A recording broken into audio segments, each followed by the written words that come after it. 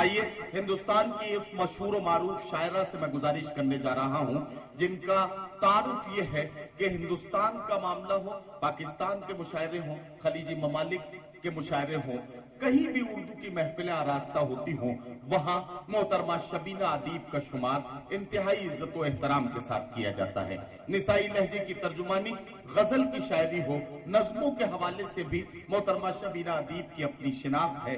میں چاہتا ہوں کہ اس مشاعرے میں اور مشاعرے کے آخری حصے میں محترمہ شبینہ ادیب کو آواز دوں اور ان سے گزارش کروں کہ وہ تشریف لائیں، نسائی لہجے کی ترجمانی کرتے ہوئے اپنے کلام سے نوازیں۔ محترمہ شبینہ ادیب صاحبہ۔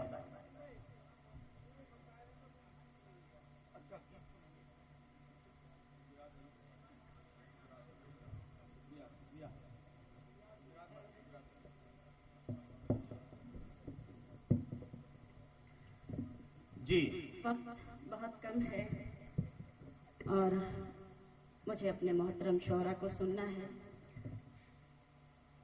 محترم وسیم بھائی آج کی خوبصورت مشاعرے کی نظامت وہ صدارت فرما رہے ہیں۔ میرے بہت ہی کرم فرما شاہد منظور صاحب اور بڑے ہی قابل قدر سماعتیں، اس عظیم سرزمین پر میری پہلی حاضری،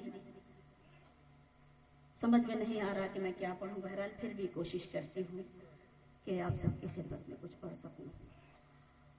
ہماری کچھ ذمہ داری بھی ہے، تو میں چاہتی ہوں کہ ایک شعر کم سے کم جن کے نام سے آج کی اس عظیم شام کو منسوب کیا گیا ہے، حضرت موہانی صاحب، خراج عقیدت کے طور پر ایک شعر پڑھ کر جاؤں۔ جی ارشاد عالی۔ اور آپ سب کی دعائیں اور آپ سب کی شرکت چاہتی ہوں۔ اس کے لیے مسئلہ پڑھتی ہوں، ملاحظہ کیجیے گا، دیکھیے گا، پیش کرتی ہوں۔ اس کے لیے تو آپ بیٹھے ہی ہیں۔ پڑھتی ہوں سیدھے سیدھے، مجھے پڑھ لینے دیں، چونکہ آپ سبھی قابل قدر ہیں، سب کا احترام کرتی ہوں، سب ابھی تک تشریف فرما ہے، سلام کرتی ہوں، پڑھتی ہوں۔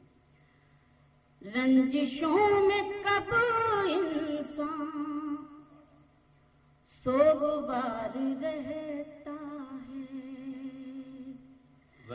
رنجشوں میں کب انسان کیا کہنا سوگوار رہتا ہے، دل محبتوں میں ہی بے قرار رہتا ہے، دل محبتوں میں ہی بے قرار رہتا ہے۔ جہاں جہاں تک یہ خوبصورت سماعتیں ایک سچا شعر خراج عقیدت کے طور پر پڑھتی ہوں اور دعا چاہتی ہوں۔ لوٹ کر نہیں آتا قبر سے کوئی، لیکن لوٹ کر نہیں آتا قبر سے کوئی، لیکن پیار کرنے والوں کو انتظار رہتا ہے، پیار کرنے والوں کو، پیار کرنے والوں کو انتظار رہتا ہے۔ بڑی خوش نصیبی کہ مجھے ڈائس سے سبھی کی دعائیں ملی، آپ سب نے بھی حوصلہ افزائی کی، اور کچھ پڑھنا چاہتی ہوں، اس کے بعد سارا وقت میں اپنے ان شعراء کو دیتی ہوں جن کو جی جی بالکل پیش کرتی ہوں۔ سنیں، عشق بھی لوگ تجارت کی طرح کرتے ہیں، عشق بھی لوگ تجارت کی طرح، عشق بھی لوگ تجارت کی طرح کرتے ہیں، ہم یہی کام عبادت کی طرح کرتے ہیں، ہم یہی کام عبادت کی طرح کرتے ہیں، جن کو دولت سے زیادہ نہیں پیارا کچھ بھی، جن کو دولت سے زیادہ نہیں پیارا کچھ بھی، وہ محبت بھی سیاست کی طرح کرتے ہیں، وہ محبت بھی سیاست ریاست کی طرح کرتے ہیں. صدیقی فیملی کو مبارکباد اس مشاعرے کی اور شکر گزار ہوں کہ انہوں نے مجھے یاد کیا. گجرات اب پھر سن لیجیے گا. بہرحال میں سنانا چاہتی ہوں کہ اس وقت جی پڑھیے. وقت بہت کم ہے تو چاہتے ہیں 2-3 شعر اور سن لیں, اس کے بعد ہم شعرا. آج کے لیے مجھے معاف کر دیں ارشد بھائی, پھر کبھی انشاءاللہ آؤں گی تو کبھی سناؤں گی.